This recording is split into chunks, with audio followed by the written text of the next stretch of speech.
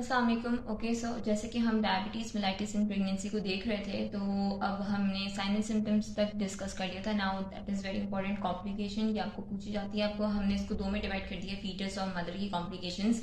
यानी अगर blood glucose level जो है वो सही से नहीं कंट्रोल रहेगा, देन फिर क्या अफेक्ट हो सकता है, क्या कॉम्प्लिकेशंस हो सकती हैं मदर के लिए एंड फीटस के लिए। तो मदर की कॉम्प्लिकेशन में एक तो माइक्रोवेस्क्यूलर कॉम्प्लिकेशन, जिसमें आई अफेक्ट हो रही होती है, किडनीज अफेक्ट हो रही होती हैं, ठीक है।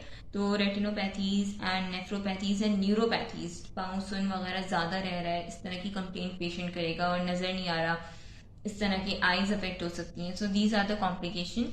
बाकी प्री एक्लेम्शिया डेवलप हो सकता है मदर को।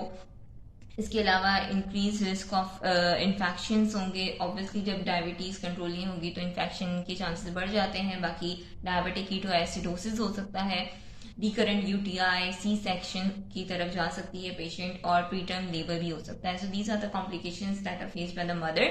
अब फीटस की कॉम्प्लिकेशन, एक ही कॉम्प्लिकेशन को हम जरा नजर रखते हुए ना उसकी कॉज को भी देखेंगे, डिस्कस करेंगे कि कॉज क्यों ऐसा हो रहा है।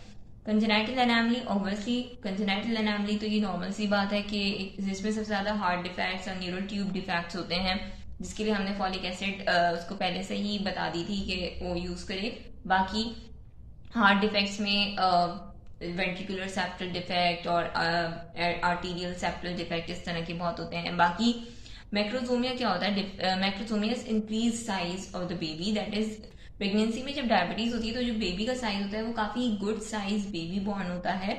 So that is macrosomia. और ये क्यों हो रहा होता है मैक्रोसोमिया? एक्चुअली एक तो जब ग्लूकोज बढ़ रहा होता है तो ऑब्वियसली मदर की इंसुलिन सही से काम नहीं कर रही, जो भी वजह है, तो ग्लूकोज बढ़ा हुआ है, ठीक है। अब ग्लूकोज तो प्लेसेंटा के थ्रू बेबी में आ रहा है, तो बेबी भी ज्यादा ग्लूकोज से प्री डिस्पोज है।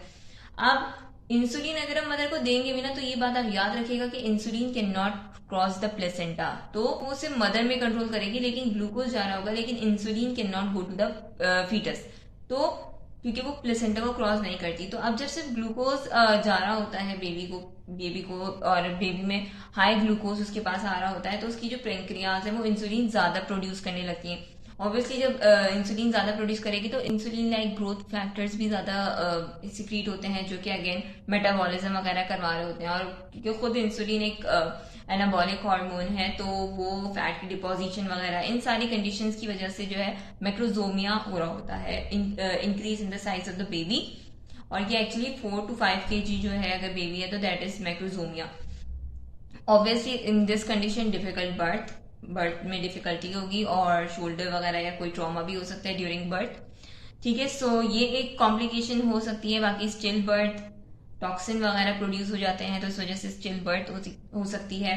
हाइपर या हाइपोग्लाइसीमिया दोनों की कंडीशन डेवलप हो सकती है। Respiratory distress. अब अगर हम अलग से न्यूनेटल को की बात करें कि यानी बेबी पैदा हो गया, उसमें फिर हमें क्या क्या कॉम्प्लिकेशन नजर आएंगी कि आफ्टर बर्थ जो न्यूनेटल बेबी है उसमें हमें बर्थ एस्फेक्सिया हो सकता है बेबी को। बाकी पॉलीहाइड्रोएमनियोस इसलिए भी हो रहा होता है क्योंकि बॉडी में ग्लूकोज बढ़ जाता है, तो ऑब्वियसली पॉलीयूरिया वगैरह हमारे पास कंडीशन डेवलप हो जाती है। तो बेबी में जब बढ़ेगा तो उसका यूरिनरी आउटपुट फीटस का इंक्रीज हो जाएगा, जिसकी वजह से पॉलीहाइड्रोएमनियोस हमें मिलेगा।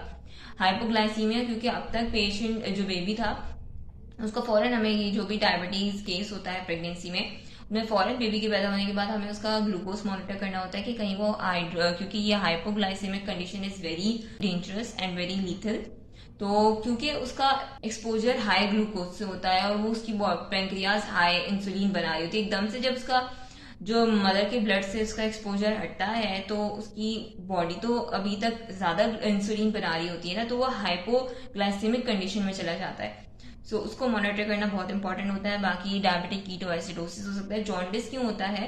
क्योंकि इंसुलिन जब बढ़ा हुआ होता है तो पॉलीसाइथीमिया डेवलप हो रहा होता है, और पॉलीसाइथीमिया की वजह से फिर इंक्रीज हीमोलिसिस हो रही होती है, तो उस वजह से हमें जॉन्डिस मिलता है। ARD, acute respiratory distress syndrome, ये हमें इसलिए मिल रहा होता है क्योंकि डायबिटोजेनिक इन्वायरमेंट में जो है, डायबिटीज के इन्वायरमेंट में जो टाइप 2 न्यूमोसाइट्स हैं वो मेच्योर नहीं हो पाते, इस वजह से हमें एआरडीएस मिल रहा होता है। बाकी जो पॉलीहाइड्रोएमनियोस है ये प्रीटर्म लेबर भी करवा रहा होता है।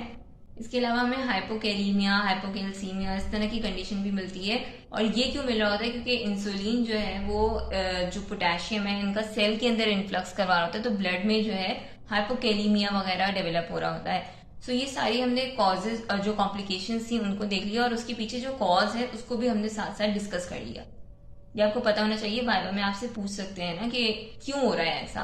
ठीक है, ओके। नाउ लास्ट हम इसको मैनेज किस तरह करते हैं। एक तो अगर कोई पेशेंट आई है, शी इज प्रेग्नेंट एंड उसका ब्लड ग्लूकोज लेवल हाई है, तो हम एक तो उसे एडमिट कर लेते हैं, फिर उसका ग्लूकोज मॉनिटर कर रहे होते हैं, और एक डे में 7 टाइम्स उसका ग्लूकोज मॉनिटर करके एक चार्ट बना रहे होते हैं। इसके अलावा फिर हम उसे एजुकेट करते हैं कि वो किस तरह की डाइट ले। कार्बोहाइड्रेट की डाइट उसको मना करना है, वाइट कार्ब्स नहीं लेने होते। इसके अलावा वो बाकी सैलेड वगैरह ले, और उसकी टाइमिंग इंपॉर्टेंट है। ठीक है, तो हम उसे एक तो क्या खाना है और दूसरा कब कब खाना है, टाइमिंग इंपॉर्टेंट है कि ब्रेकफास्ट 8 से 9 बजे तक वो कर ले। फिर थोड़ा सा अच्छा उनका पेट जल्दी बढ़ जाता है ना डायबिटीज में, तो उस वक्त ब्रेकफास्ट कर लिया, फिर बीच में थोड़ा सा मील ले लिया, फिर 1 से 2 बजे उन्होंने लंच कर लिया, एंड देन फिर रात को 8 से 9 बजे डिनर कर लिया, और बीच में भी कुछ थोड़ा बहुत मील ले लिया। सो इस तरह उन्हें अपना प्रॉपर टाइमिंग और प्रॉपर डाइट को मैनेज करना होगा। ये हम उन्हें बताएंगे। एक्सरसाइज का बताएंगे, हर मील के बाद 10 मिनट्स की वॉक करनी है एटलीस्ट। इसके अलावा कॉम्प्लिकेशन, ये सब जो हमने ऊपर डिस्कस की, इसके बारे में भी हम पहले से ही उनको इन्फॉर्म कर देंगे, अवेयर कर देंगे। So this comes in education. Then metformin, अगर मेटफॉर्मिन ही सबसे ज्यादा सूटेबल होती है, और यही हम देते हैं प्रेगनेंसी में, तो ओरल देंगे। अगर उससे कंट्रोल नहीं हो रही देन इंसुलिन पे आएगी पेशेंट, एंड देन उसके अलावा एनामली स्कैन उसका 20 वीक पे होगा, और सीरियल ग्रोथ स्कैन भी करवाएंगे। तो जो भी सिचुएशन है according to that we have to plan the delivery. So these are all the management and everything related to diabetes mellitus in pregnancy. So I hope कि आपको इससे काफ़ी कुछ हेल्प मिली हो, एंड अगर आपको वीडियो अच्छी लगी हो तो वीडियो को लाइक करें, चैनल को और वीडियो को भी शेयर करें अपने फ्रेंड्स के साथ, ताकि वो भी इस वीडियो से फ़ायदा उठा सकें। और इसके अलावा अगर आपने चैनल को अब तक सब्सक्राइब नहीं किया तो kindly subscribe to our channel. Thank you so much, take care, Allah हाफिज़।